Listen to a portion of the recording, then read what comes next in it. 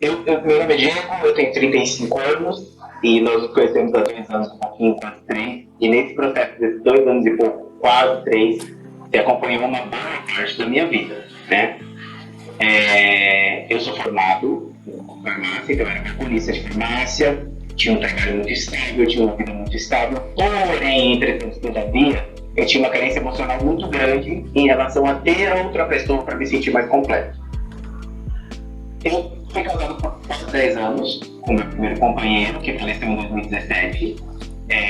Já vinha de lá esse relacionamento abusivo, porque eu achava que, por nunca ter tido alguém que me amasse realmente, qualquer tipo de amor era válido.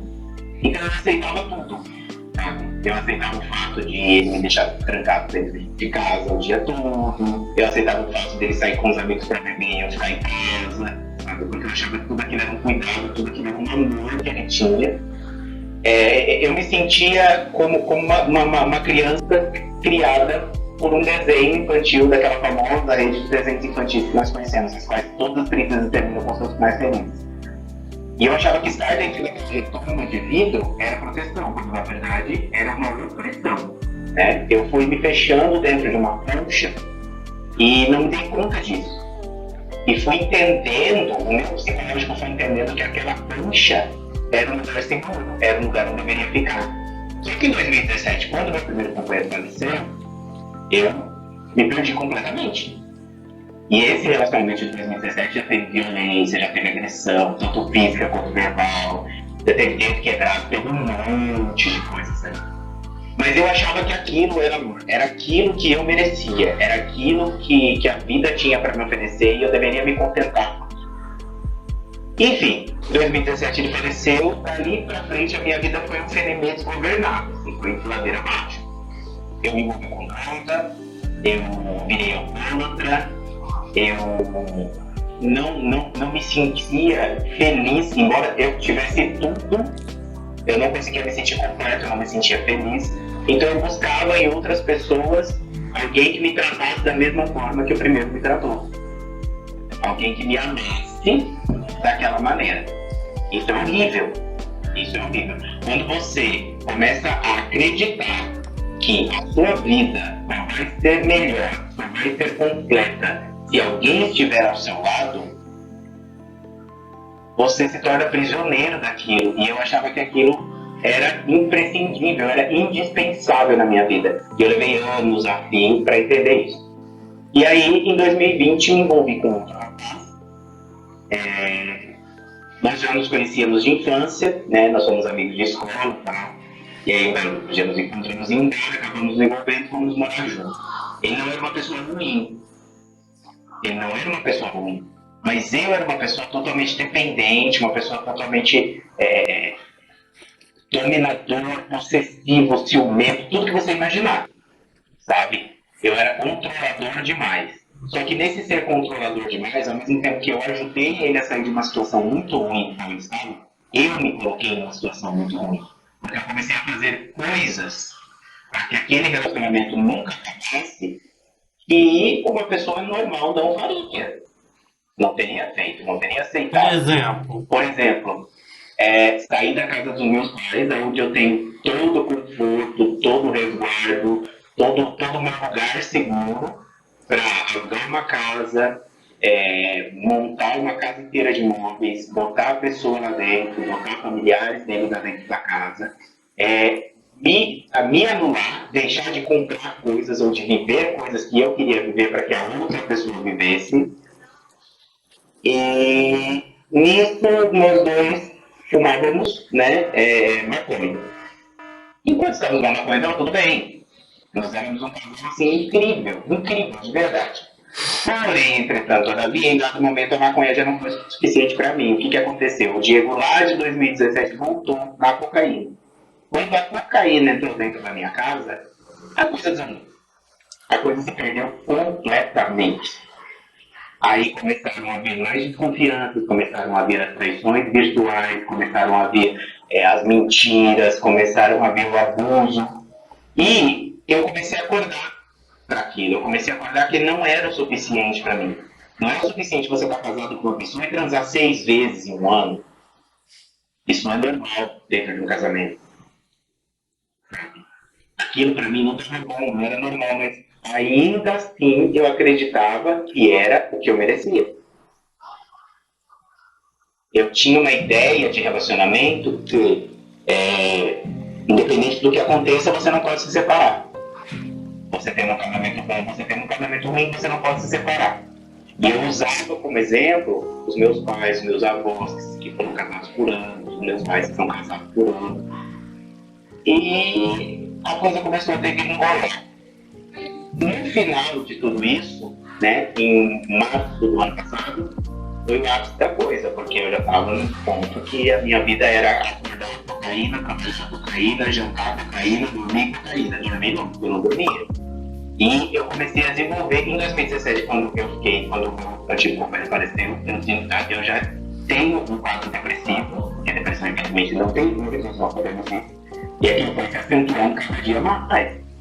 E em março do ano passado, quando eu vi que a minha vida estava desempregada, porque eu já estava sem emprego, eu já estava sem dinheiro, estava usando drogas de qualquer jeito, eu só cheguei na fase de me desfazer das minhas coisas para poder ter droga. Mas por isso, para entrar nessa também. Eu pedi socorro para minha família, liguei para uma tia minha e falei para ela, essa minha filha é assado e eu não sei o que fazer, eu preciso me internar. E naquele momento, aquele dia para mim é um estado muito grande, porque naquele momento eu fui pedir socorro para ele. Porque ele falou pra mim, eu não quero mais usar cocaína. E eu olhei pra ele e falei assim, eu não quero parar. Porque eu tava numa fase que a cocaína era o que me deixava alegre, era o que me deixava levantar da cama. Pra você ter uma ideia, eu pesava 112 quilos no final de tudo aquilo. Eu tinha desistido de mim mesmo. Tinha desistido da minha vida e achava que o outro tinha a obrigação de cobrir essa falta. Sabe? Eu pensava assim, quando ele precisou de mim, eu tava lá de mão estendida. Agora que eu preciso dele, ele vai estender a mão também. Aí pra casa também. Foi nesse momento que veio Maísa Matarazzo e falou pra mim assim, meu, o mundo caiu. Aí literalmente falando, porque eu tive que voltar pra casa dos meus pais, sabe? Dar um restart na vida. Você lembra que a gente brigou? Você fez isso aqui comigo, ó. A gente brigou, a gente rompeu, porque eu não entendia muitas coisas que estavam acontecendo na minha vida.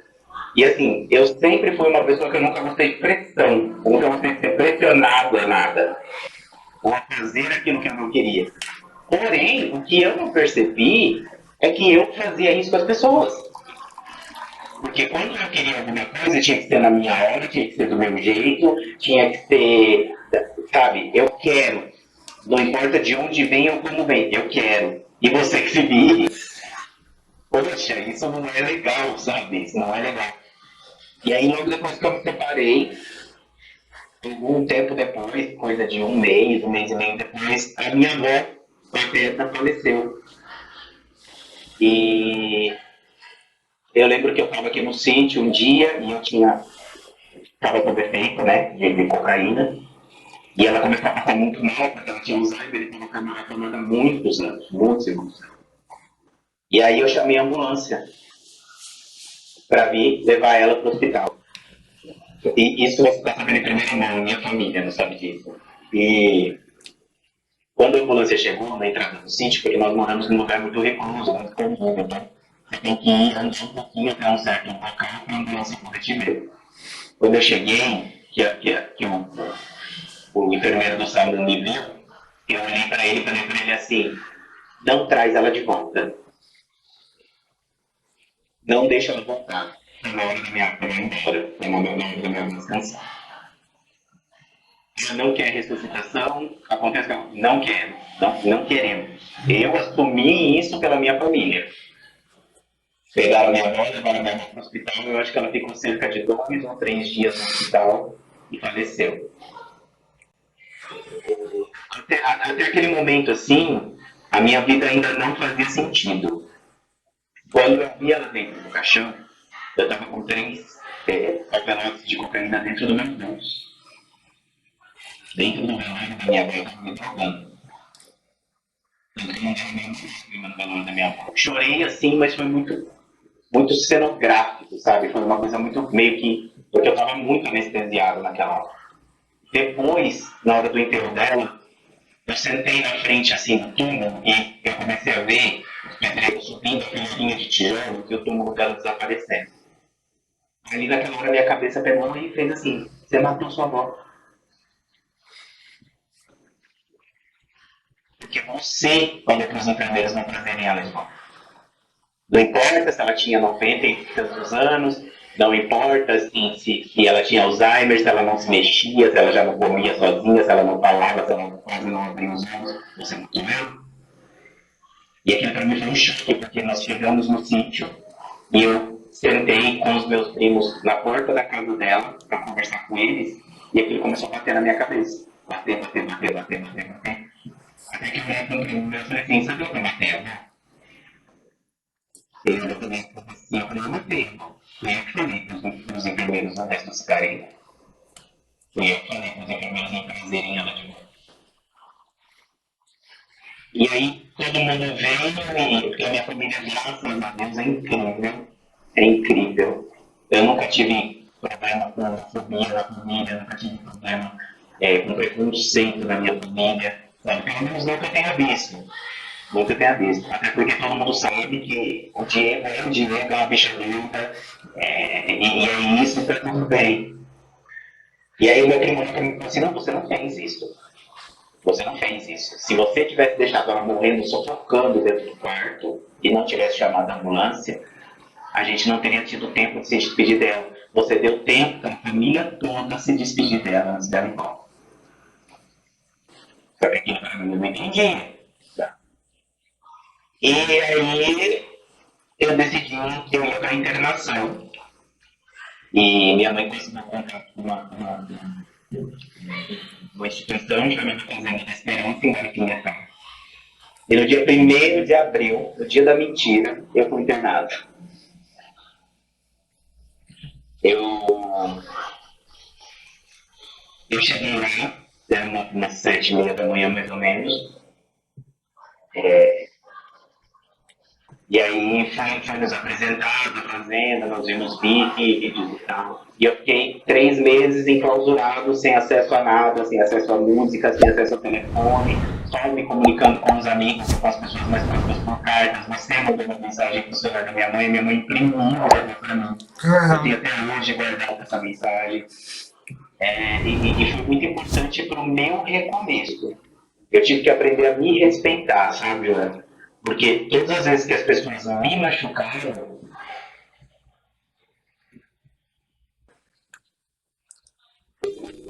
mas eu envolvia muita coisa em mim, entende? Foram 7 tentativas de suicídio. Desculpa, não fazer essa coisa. Foram 7 tentativas, porque senão o YouTube não monetiza. 7 tentativas. Na última tentativa, eu tomei 42 tipos de conteúdos controlados diferentes. Então, quando eu cheguei no hospital, os médicos enfiavam o dedo dentro dos meus olhos, eu já não respondia mais.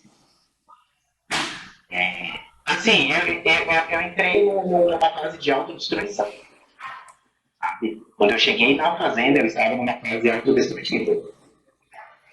Eu já não ligava para mais nada, não pensava mais nada, não tinha vontade de trabalhar, não tinha vontade de viver, tinha vontade de nada. Isso daí lá dentro da fazenda. Isso lá dentro da E fazenda. eu lembro, você falando comigo que queria até trabalhar lá, ficar por lá mesmo. Sim, sim. Os meus primeiros 15 dias na primeira esperança, eu só chorava. Eu chorava de noite. Eu dormia 2 horas por noite. E eu dormia chorando e acordava chorando.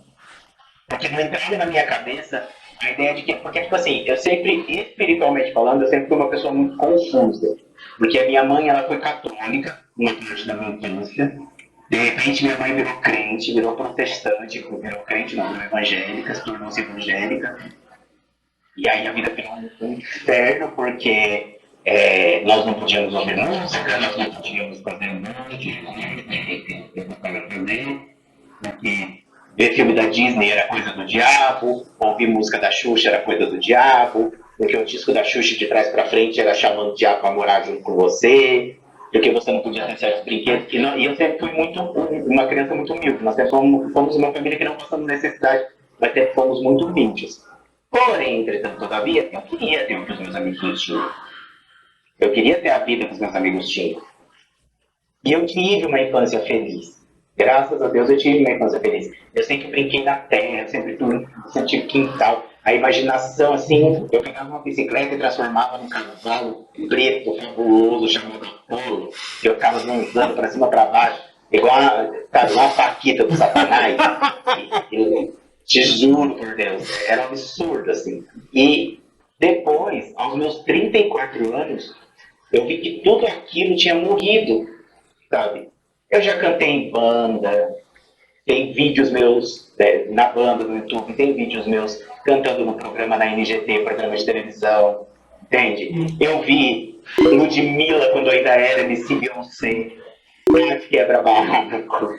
Eu gravei com essa galera toda, sabe? Maurício Manieri não. Aquele que cantava Molema, Cecil Muniz, que é uma pessoa incrível. Ele é desse tamanho, mas ele é um fofo, muito bonitinho. E aí eu vivi muita coisa num curto período de tempo. Então quando eu cheguei nos 34 anos, que eu olhava pra mim, eu falava, a sua vida agora vai ser isso? Dormir até às 11, tomar banho, entrar às 2 no trabalho, e às 10 da noite voltar para casa, dormir de novo até às 11, se entupir de remédio controlado para dormir, para poder dormir a noite Isso toda. daí foi depois que você saiu, eu lembro. Não, isso foi antes de eu ir pra fazenda. Mas depois, Eu morando no apartamento ainda, lembra? Foi lá quando a gente se conheceu. mas depois que você saiu da fazenda, você ficou assim, você estava trabalhando e acaba que você se tocou e falou assim, gente, esse ritmo aqui. Então, o que aconteceu? Quando eu saí da fazenda, eu estava incrível, porque lá eu aprendi muita coisa sobre espiritualidade, sobre fé, sobre o recomeço, principalmente o recomeço com você mesmo. Você tem o direito de recomeçar com você todos os dias, mas todos os dias.